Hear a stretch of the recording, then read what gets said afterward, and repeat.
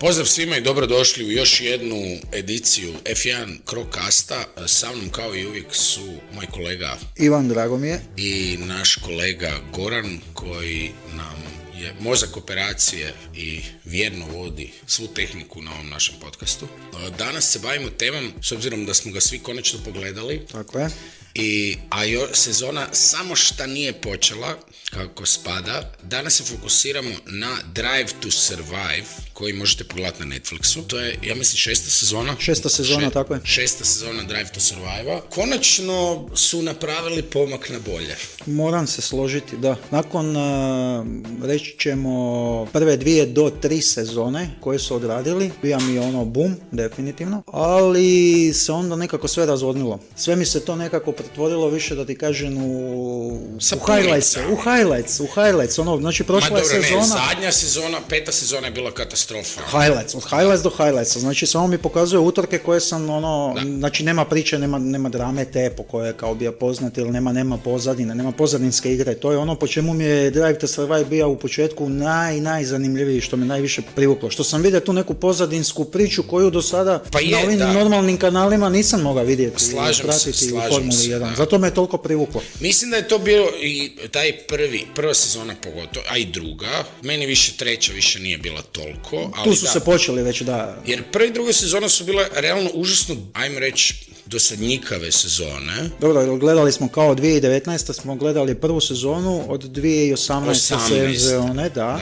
Koja je u stvari bila dosadna sezona. Pa nije, bila, Ricardo je onda se prebacija iz Red Bulla u Renault, bio je onaj fight u Baku i onaj surer, znaš, cool, ali, znaš, nije bila kao ono eventful sezona ko 2019. ili 2020. Da, dobro, 19. više nego 2020. 19. su bili dobro, 19. je bila do sezona. I tu Sebastian nije uspio. Je, slažem se.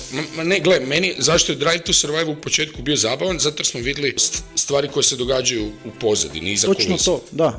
U boksevima, neke priče koje do sad nikad nisam mogao pristupiti tome, recimo. I nekakvi ti interakcije sa vozača i team principala i sve te neke power, kak bi rekao, movi, ko će di ići, vidjeli smo ko nekakav, ajmo reći, ko da gledamo menadžer F1.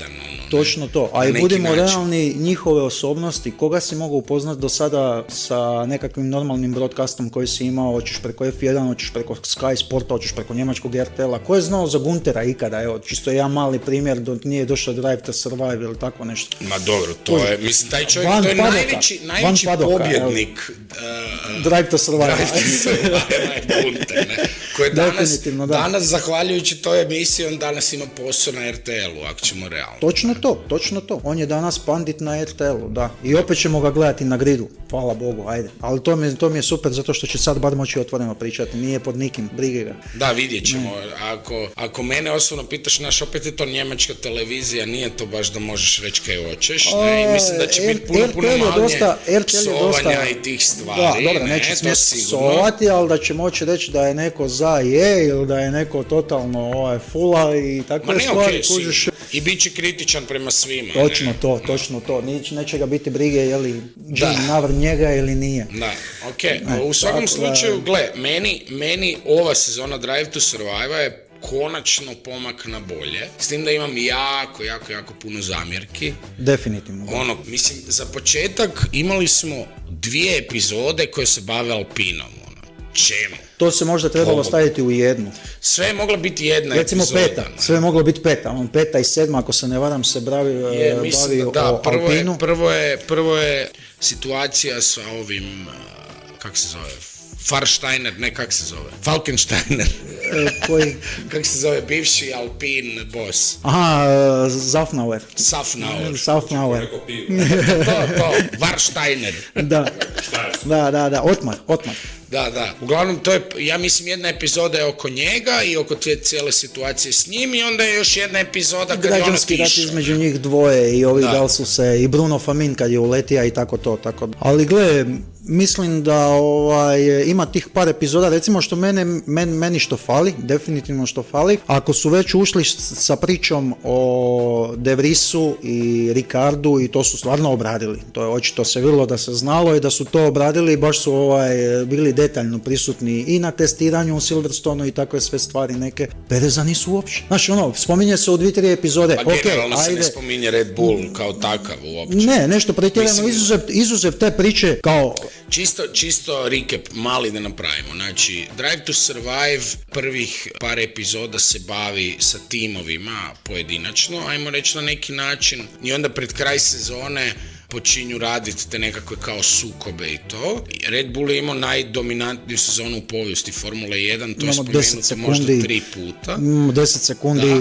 Rivalstvo, na početku sezone je bilo ogromno rivalstvo između Verstappena i Pereza koje praktički uopće nije. Niti onaj trenutak prelomni u Majamiju, niti ne znam, niti njegovu borbu da nakon toga se nije sljedećih 10 ili 12 utrka uopće kvalificira za Q3 i takve stvari. A i u Brazilu smo imali meni jedna od ja nisam mogu vjerovati da to uopće nisu spomenuli, u Brazilu je bila jedna od bio je foto finish između Alonsa i Pereza također. Alonso i Perez, Alonso ga je prešao u zadnjem krugu. I baš je bio onak situacija koja po meni je prelomna situacija gdje dva, ajmo reći, veterana sporta se bore jedan protiv drugog, jedan je u boljem autu, drugi je u lošem i ovaj u lošem autu pobjedio ovog u boljem autu. Ali i sama ta igra, kako je nadmudrija stari Alonso lisac njega, na koji način, to može biti minuta footage-a, ali to je fenomenalno da to je meni ne možeš preskočiti.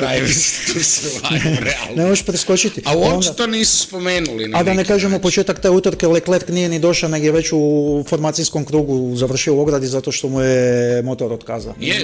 Znači sa drugog mjesta na gridu i takve stvari. I mene još što je mene zasmetalo u McLaren epizodi, ja možda kod da je bila cijela epizoda oko Zac Browna. Točno to. Piastri ima jednu od najboljih ruki sezona ikad. Ko je imao bolju ruki sezonu? Hamilton, ne znam. Imati Hamilton puno bolju ima. Imali su neki, nije važno sad da ne ulazimo u povijest, ali jedna od, definitivno, reći ćemo jedna od. I uopće to ko da nije spomenuto, niti jednom, Kao da, njih dvojica se bore, postoji ta dinamika, ovaj je malo bolji, ovaj je malo lošiji, ali Buras, ovaj mali je ruki, tek je došao, sjeo se u auto, ovaj vozi taj auto već 5 godina, Praktički nije bilo ni spomena da je osvojio utrku u Kataru, nije GP kao, ali ipak je sprint utrka, znači dobio je utrku. Jesi skužio kako je uopće sprint kao format nije objašnjen? Ne, nije uopće proveden. Ništa. Znači, generalno, ja imam osjećaj kao da pokušavaju od Drive to Survive napraviti nekakvu kao format koji je više kao reality show, a ne u stvari kao emisija koja prati Formulu 1. Ne? I u startu je vjerojatno to bio cilj, jer kad gledaš prvu sezonu, takva je, sve je zbrda zdola, zbuksano, u stvari najviše se bave sa Ricardom, prvoj sezoni. U redu, ali najviše se bave sa tom dinamikom između tim bosova, vozača i tih nekakvih ali u prvoj sezoni moraš shvatiti da u prvoj sezoni, ne znam da li su od svih timova imali, znam da od Ferrarija nisu imali 100%, od Mercedesa nisu imali 100% dozvolu za snimanje, oni nisu sudjelovali kao timovi u prvoj sezoni Drive to Survive i ne znam da li je još neko od njih, da li je svi 8 bilo. A najviše u principu im je nekako tu Red Bull dopustio da se mutaju i što se tiče same garaže i svega toga, pa onda u drugoj sezoni se vidi kako su dosta i na samim onim intervjuima gdje su tim principali, kako ih je došlo sve više, kako jednostavno kad su vidjeli boom koji je napravio Drive to Survive i sami broj fanova koji je digao timovima koji su se prikazali u prvoj sezoni, a najviše u to je bilo Ricardo je tu profitira marketinški najviše, Red Bull samim time, tu se onda upozna Verstappen kao bad boy grida malo i takve nekakve stvari. Ja mislim da je Drive to Survive donio onak jako puno ljudi do toga da prate Formulu 1 aktivno danas, ne? Tako da ne možemo uopće, to je činjenica koju ne možemo pobijati. Tako da li je koristilo sportu, definitivno je. Definitivno. A da li je sport zaradio toga? Definitivno je, ne? Tako da, jedino zadnje 2 sezone su bile onak meni malo nekak dosadnjivije. Ne, kažem ti, meni je to bilo highlights, ono, doslovno, znači one nekakve drame s kojim su krenuli u početku i cijele nekakve te pozadinske priče, ona je nestala, ona je bila svedena na ono 10 minuta materijala u cijeloj sezoni ili 15, dok si ostatak sezone gleda samo highlights sa utrka i to u većini velikih slučajeva, krive highlights u krivom trenutku, krive glasove sa krivim slikama ili videima koji su u to trenutku, pa i u ovoj sezonu u Drive to Survive imamo, kad prikazuju grid u Bahreinu, početak utrke... Jako puno je u stvari Bahreina u Drive to Survive. Da, ali znači kad počinju sa slikom sa dronom od ozgora, onda prikazuju F2, F2 grid, a ne F1. Tek kad se spusti u bolid, Stroll i tek onda su zapravo Da, je. Kužiš mada evo, meni ove sezone dobro, ono što mi je bilo super,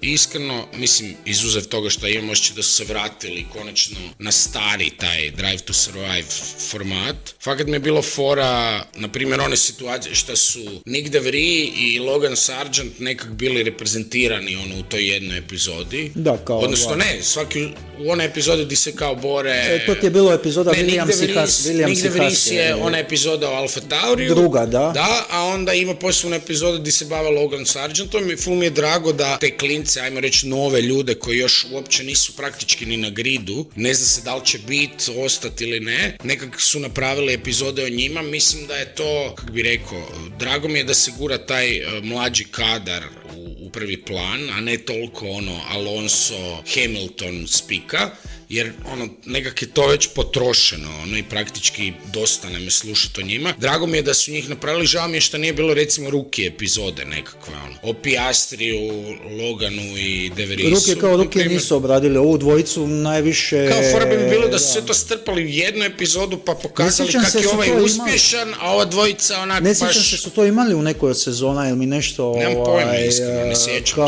se. Mislim, 21. ona sezona kad je bila sa Haasom da su vrtili kao jer su oni imali 2 Rookija u bolidu tada, mislim, onda su došli Mazepin i Da, ne znam, iskreno da li baš bila Rookie. Da. Ali ali u svakom slučaju to mi je recimo, drago mi je bilo da su napravili malo fokusirali se na njih i vidjeli smo i nešto kak Yuki brije i tu dinamiku u toj epizodi, toj drugoj, tako da to mi je bilo super i jako dobri su mi bili ovi panditi, ne? Bila mi je dobra obrada. Kod pandita vratit ću se na njih odmah ti sada. Znaš kaj, prvi put, sam da ti velim, prvi put kad sam vidio ovu iz Williamsa, kćer od ovog... Claire Williams. Na prvu mi je bilo onak, joj, kaj ti tu radiš, guraš se u Formulu 1 opet bez veze, bla bla bla, ali s druge strane pred kraj sezone, u stvari žena daje jako, jako dobre insajte, i govori nekakve stvari koje jako rijetko bi neko imao toliki insight, ajmo reći, i toliki legitimitet kao što ima ona, s obzirom da je od prvog dana bila tam i činjenica je da je vodila taj Williams koliko, 2 godine, ja mislim. 2-3 godine, kao... Ok, nije baš bila uspješna, zato su nisu, ne, onda Williams je bio u toj situaciji u kojoj je bio, tako da... Ali gle, mislim, opet, kad pogledaš Danica Patrick, koja je ona kao neki race vozač, to ja nemam pojma, ja sam za nju saznao tek u Formuli 1 kad je počela komentirat, mislim, zato jer nisam baš neki da pratim sve te stvari, sad nemam pojma koliko je ona bila uspješna ili nije. Mislim, ona ima ok insighte, ali ovaj Will Buxton mi je za nju puno dobro, on je profesor za nju što se toga tiče. Da, i fakat ima jako slično se razgovaraju i slične stvari govore, tako da nekak mi ona bila možda malo suvišna, ali ova Claire Williams mi je fakat na kraju ispala ko super pandit, I nadamo se sljedeće godine. Da, vidjet ćemo što će biti. Meni je Danica Patrick mi nikako nije legla, u principu realno smatram da nešto konkretno tamo nije imala, niti je nešto konkretno donijela, niti je nešto konkretno rekla, niti stvarno. Što se tiče Claire Williams, slažem se i vjerujem da je uzimala od Will Buxtona poruku, jer skidala ga je u svim njegovim manirima i pokretima, pauzama, impresijama i svemu, tako da definitivno je ta emisija ima fakat ozbiljnu gledanost i naravno da se moraš malo utrenirati, to je nije primarna stvar koju radimo u životu, tako da ja ne vidim ništa loše, ali mi je cool, drago mi je da su je dofurali i drago mi je iskreno da idu u tom smjeru da dofuravaju ljude koji su stvari relevantni za sport. Ne? A s druge strane, ako mi se svidjela epizoda Hussey Williams, ako se ne varam, to je bila... Peta ti je bila građanski rat što se tiče Alpina, to je četvrta, ako se ne varam. Četvrta, ja mislim, da. Meni u stvari druga, najbolja. Točno si mogao vidjeti totalnu suprotnost u načinu upravljanja tima i što je tim principal koji dolazi sa nekakve tehničke strane, koji je ušao u Formulu 1 kao inženjer i diga se kroz renkove, i što je neko ko je u principu u Formuli 1 menadžer puno više marketinški za održavanje samog tog tima nego za usmjeravanje i podizanje u smislu performansi, izvedbe na gridu i to je to. Znači točno između Guntera i Jamesa Lowellsa. Je došao isto u Williams u jako zafrkanu situaciju, vidi se s kojim mentalitetom je to sve posložio. Dobro, ali meni vidiš, ta epizoda, ta sa ovim Williams novim tim bossom, iskreno, ja pojma nisam imao za čovjeka, niti znao ni ko je ni šta je iskreno. On dugo u formuli. Da, znam da je on u Mercedesu bio godina. Od Brown GP-a pa Mercedesa. Uglavnom, lik, imam osjećaj, do sad smo imali ljude koji nemaju pojma o tome kaj se u stvari događa u formuli, ajmo mi sebi dofurat lika koji zna sve kaj se događa u formuli. I koji želi znati sve. Da. I on je u stvari strategija lik, ali je lik koji je matematičar i inženjer. Točno, i zna svaku komponentu, svaku auto. Posla, znači od tvornice, Kuži sad koliko je on dobar u upravljanju ljudima i koliko ljudi žele raditi za njega, to je druga priča, to može potencijalno biti veliki problem. Ja mislim da on ima dosta veliki plus u Williamsu, zato što, došao je iz Mercedesa, donio je tu nekakvu kulturu njihovu kao no blame, i tako dalje i sve, a Williams je što bi rekli plaki tim, znaš, oni jesu, oni će se boriti. Uopće nisu definirani, realno. Sad nisu, ali se bore, kužiš, ja ti kažem da će oni, pod njegovim vodstvom, da će Williams napredovati. I već ove sezone pokazuje... Vidi se pomak ozbiljno. Definitivno, ali računaj da je ovo prvi bolid koji je potpuno njegov sada, ove godine, ali prošle godine on je naslijedio isto ko što je Vaser naslijedio od Binota, kužiš, tako da nije upravljao samim razvojem, tako da... Meni je, na primjer, jako su nekak tog lika, imam osjećaj da su ga prikazali u jako pozitivnom svjetlu na Drive to Survive, ali mi je drago da smo vidjeli taj dio, jer ja pojma nisam imao za lika i pojma nisam imao da je toliko data driven lik i da tak brije i sve to. Da. Tako da mi se jako sviđao taj, na primjer, to je jedan od tih stvari koje ne mreš dobiti u intervjuima, ne mreš dobiti nigdje, nego eventualno na ovakvim podcastima, kao što je F1 Crowcast. I kad smo već kod toga, ljudi, hvala vam što nas lajkate, šerate i subscribe-ate se na naš kanal. Hvala vam što koristite svoje vrijeme i slušate nas. To nam je stvarno bitno, i svaki komentar, share i like su jako cijenjeni. I bit ćemo iznimno zahvalni. Nastavljajući dalje, što se tiče toga, meni ova epizoda o Mercedesu, u toj epizodi, mislim da je to 7. ili 8. Ne, 6. Mercedes je 6. tako. Da, 6. Isto onak, cijela ta borba između Russella i Hamiltona onak nije bila, uopće nije se spominjalo praktički o tome. Bilo je sve u vezi da li će produžiti ili neće produžiti ugovor, glasine da odlazi u Ferrari. I vidjeli smo kako se to završilo. Malo smiješno. Ona scena sa Totom kad mu govore, Toto ti možeš biti tu sljedeći 20 godina, ja ne mogu, kužiš, to mi je bilo... Da, predobro, mislim, da nije prešao u Ferrari, epizoda bi imala, ajmo reći, nekakvog smisla, ovako je presmiješno. Ko da gledamo nekakav igrokaz, Da. koji nema veze s vezom, ne, da. što je bilo, a što se zapravo dogodilo.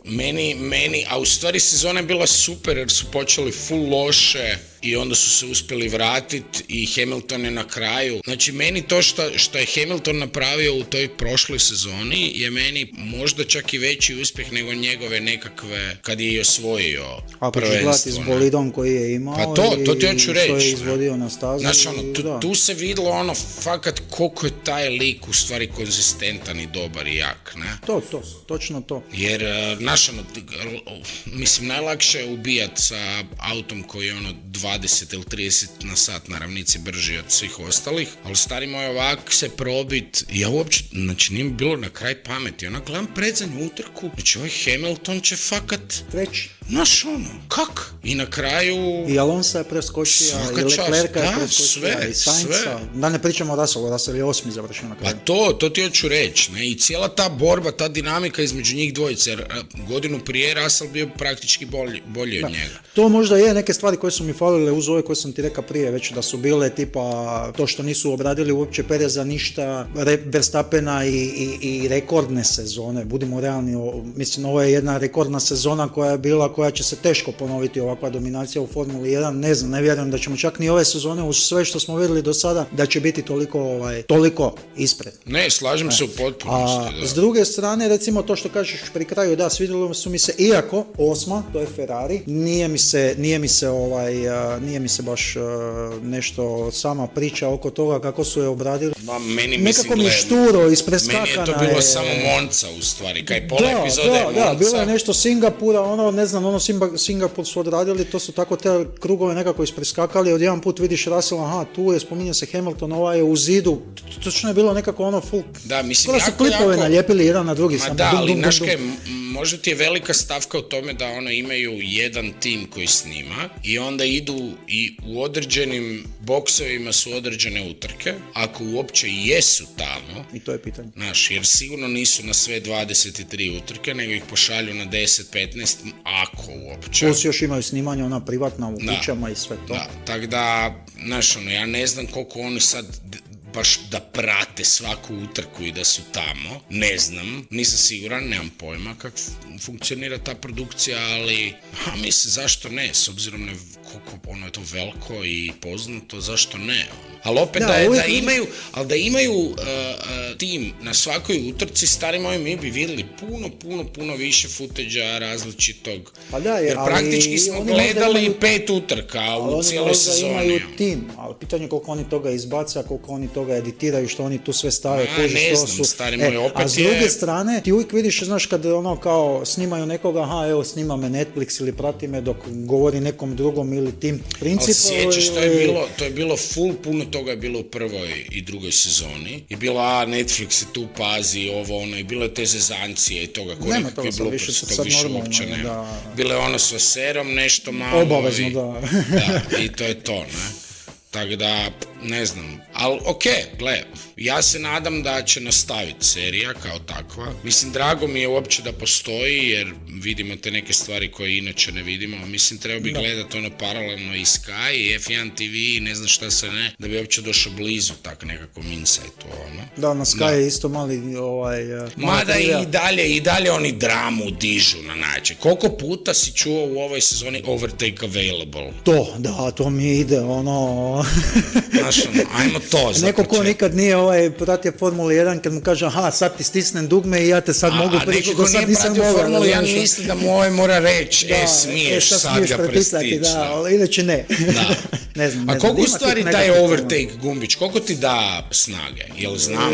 Puca sve iz baterije, odnosno, znači svu snagu iz baterije, sve, znači maksimalna snaga motora, maksimalna snaga baterije, to je dobro, kao... to nije više od 23 konja, tu je Pa ne znam, ne mogu ti to u neku brojku staviti, to mi je više nego u nekom vremenskom periodu, znaš, to ti je kao neki samo udar snage, burst, znaš, zoom i to je to, on te ko nos, recimo, što bi, to bi tako nekako ti ja opisao, nije to taj princip, jer tu je struja i nešto drugo, ali tako bi ti ja to nazvao. Da. U svakom slučaju drama nije falilo, a opet su napravili relativno fakat ok. I sviđa mi se kako su završili. Recimo, one zadnje 2 epizode su meni jako dobre. Trojica su previše. Meni ovo sa ovim... Liamom Lawsonom. Ne. Ovo kak je završila sezona, ovo s Gunterom. Aha, a dobro, to malo nije... nekako, to je ono u epizodi od Hasa. Ali zadnja epizoda je borba za drugo mjesto, crveno ili crveno. Da, znam, To mi je ok epizoda, tu su dobro to odradili. I dobra mi je, kažem ti, ova epizoda predzadnja, ako se ne varam, gdje su njih trojicu imali Sunodu, Ricarda i Lawsona. Lawson u Singapuru i Lawson u Japanu, kad su mu rekli onaj njegov intervju, kaže, nije mi jasno, ja sam ga dobio, on je dobio mjesto, to je trebalo biti moje mjesto, doslovno, to je trebalo biti moje vozačko mjesto. Pa mislim, donekle, načelno i kao razumijem ga, ali Tsunoda je tu da privuče jednu ogromnu fanbase koji Liam Lawson nema ni blizu. Pa dobro, ne može ovaj iz Novog Zelanda se uspoređivati s ovim iz Japana, s time da je ovaj još u Hondinoj školi. Nemojmo zaboraviti na te nekakve stvari, jer ti uz to da bi bio uspješan u Formuli 1 moraš imati dobar auto, moraš dobro voziti, ali moraš i imati cijelu jednu, kako bi rekao, fanbase iza sebe. Ako si u Ferrariju, onda to nije problem, zato jer kogod dođe u Ferrari, automatski ga svi tifosi obožavaju i to je najbolji vozač ikad. Sad ovo s Hamiltonom, znači, ja ne mogu vjerovat da ste se vi tak brzo svičali. A nije tifosi kod tifosi. Mrzimo ga, volimo ga. Tu si totalno kriv. Tifosi ti što se baš Hamiltona konkretno tiče nakon tih nekakvih prvih sezona i njegovih konstantnih osvajanja, pogotovo nakon borbi s Vettelom 17. 18. kad su bile najveće borbe između njih dvojice, kad Vettel nije prošao svojom krivicom 2 godine za redom, praktički je sam sebi izgubio prvenstvo 17. i 18. gdje je vodio od početka prvenstva i onda sa nekakvim, što DNF-ovima, što svojim greškama, završio drugi, treći. Da. Uglavnom, nakon toga tifosi su ti u principu dosta favorizirali Hamiltona. Poslije, ali mislim sad, da ne ulazimo sad u tu raspravu, meni je čisto kao, kak bi rekao, da se vratimo na temu. Liam Lawson, koliko god on htio nešto, to moraju se poklopiti određene situacije da bi to dobio, ili baš moraš biti prodigy kao što je to Verstappen. Ali gle, stavi se da to tako mislim teško, nikako, ali stavi se u čovjekovu poziciju. Znači, izvuču te iz jedne serije gdje se boriš za prvenstvo, znači u tom trenutku se borija za prvo mjesto u super formuli u Japanu, izvuču te iz te formule, istrpaju te na drugom slobodnom treningu, na kiši, u bolidu koji nikad nisi sjeo do sada, na gumama na kojim nikad nisi vozio do sada i odradiš to što si odradio full korektno i više od toga, dobiješ još 2 utrke nakon toga, 3 odnosno, osvojiš 2 boda i to koji je jednaki broj bodova koliko je osvojio tvoj tim do tada u tih 10 utrka, kužiš. Naravno da čovjek jednostavno pomisli, gurnija si me, sve sam odradio, pokazao sam, bori sam i sad dobio pedalu kao sad si ime o kojem se priča. Sad si ime o kojem se priča, definitivno. Na kraju dana, kužiš, nisi više nekakav lik koji je obskuran i ko je taj lik, ne, sad si, to je onaj lik koji je došao i napravio sve super, rasturio, zakaj ne, po meni, kao što sam rekao, postoji puno više u Formuli 1 od to je jasno da ima pozorniska priča, znači sponzori, partneri raznih vozača, timovi, svaki vozač ima tim oko sebe. Tako je. Mislim, moraš biti zabavan i Netflixu, kao što je to Ricardo. Definitivno, on se proda na Netflixu. Evo, mislim, ajmo uzeti Ricarda, čisto kao savršen primjer čovjeka koji je relativno uspješan u Formuli 1, vozio je najbolji auto i osvoje koliko se ukupno, 8 utrka je osvojio do sada, ali dobro, najbolji auto. 8 utrka i 9 mu je bila u McLarenu. Ne, 7 u Red Bullu, dok je do 2018. vozio, 7 pobjeda je imao u Red Bullu. Da, i 8 u McLarenu 21. u Monci, kad su McLaren ima 1-2. Prvo i drugo mjesto. I to mi je bilo fakat drago za njega i sve super i to je, nije imao najbolji auto na gridu. Možda na toj utrci tu je bio top 3, to ti je sad ali činjenica da su super odradili priču, ali u Red Bullu on nije bio ni blizu uspješan ko kak je to Verstappen ili naš... Sada, ali gledaj, u ono vrijeme kad su bili u Red Bullu njih dvojica, oni su bili Al Pari, čak je ga je i Ricardo malo nadilazio. Bio je puno iskusniji od njega točno i sve. Točno to, i došao je prošao istu školu koji on i sve to, ali opet s druge druge strane, Sad pitanje je što bi bilo da on meni bi bilo nije jako otišao. zanimljivo Da se vrati. da Ricardo dođe umjesto Pereza, jer ja ti garantiram u 3 utrke bi ga maknuo, jer bi bio lošiji od Pereza, vjerojatno. Pa ne znam. Ma, nemam pojma. Ja imam taj feeling... Stvarno nemam sud o tome, ne mogu, jer mene je prvo Ricardo iznenadija, ajde otišao je u Renault i super, ta priča, on je kao išao nešto graditi tamo. To je bio dugogodišnji ugovor. I on je odradio jednu sezonu i praktički je došla 2020. pandemijska, prekinulo se ono u 3. mjesecu u Australiji, do 6. mjeseca praktički nismo ni znali da li će se sezona odraditi, da li će se voziti, što će biti, nismo imali nikakve ideje. I znači vratio se već kad smo se vratili u Austriju na prve utrke 2020. sezone, on je već objavio da prelazi u McLaren sljedeće godine. Znači da neće produžiti sa Renaultom. To me malo iznenadilo, ali ajde ok, McLaren je kao bio u uzlaznoj nekakvoj putanji, pa kao ono bira si novi tim, gore, dolje, i onda je došao u taj McLaren, odvozio je prve 2 utrke dobro i nakon toga Pa nula, da, to ti nula, hoću reći, ono, da. Mislim, nikak, da. Drago mi je za njega, jer on je savršen primjer marketinški jakog vozača, koji nije baš toliko mega, kak bi rekao, uspješan na stazi, koliko je marketinški uspješan i u tome da gradi fanbase i u tome da je zanimljiv Netflixu i raznim ljudima koji rade dokumentarce i fanovi ga vole i nađi mi jednog čovjeka reci mi koji da ga moraš prati usporediti F1. sa bilo kojim Disneyevim likom, a da ga ne slušaš u intervjuima da priča o formuli i to, nek da ga slušaš samo kad kenja onako sa strane, kad priča onako samo sa strane. S kojim likom bi ga usporedio? Evo, meni je on goofy, definitivno. Da, kužiš, ne, ono, mislim, smiješan je ono, nešto fakat je. Meni jedino, mislim, neću reći da mi je zasmetalo, ali da su malo, ali to je problem vjerojatno kad radiš bilo kakav dokumentaran film, koristiš najzanimljiviji footage, ne, a on vjerojatno daje jako zanimljiv footage, ne, i zato ga ima tak puno, ne. To je on. Da, jer inače, od Verstappena ništa zanimljivo ne dobivaš, vjerojatno. Mislim, Verstappen se zna kakav je lik, mislim, odnosno kakav je robot. Pa sjeti se Raikkonena, i njegove intervjue za za Netflix.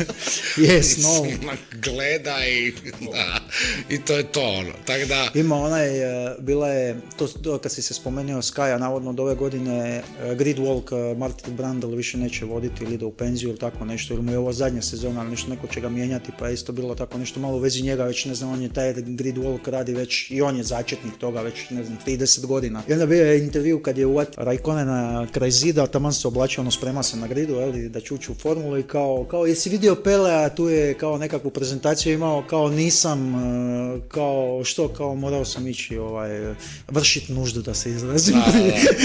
Je, sjećam se toga. Ja sam rekao, I had to go shit. Da. Tako da. Kaže, a ovaj mu odgovara, dobro, bar će bolit biti lakši na gridu. A evo, možda ćemo jednog dana dobiti malog Raikonena, koliko sam vidio silnu, mali mu rastura u kartingu, da, baš osvaja utrke i... Tako da, ko zna, možda će doći u formulu novi Raikkonen. Da. U svakom slučaju, hvala vam puno što ste bili s nama, lajkajte nas, šerajte nas, komentirajte bilo šta, ako imate nekakve prijedloge što se tiče tema koje da obrađujemo. Nešto što biste voljeli čuti i znati iz povijesti Formule 1 ili nešto što bi vas zanimalo, a niste imali više čuti o tome, pišite nam u komentarima, obradit ćemo to za vas, drage volje, i prezentirati vam. Tako da... Hvala vam svima na slušanju i čujemo se u sljedećoj epizodi. Doviđenja.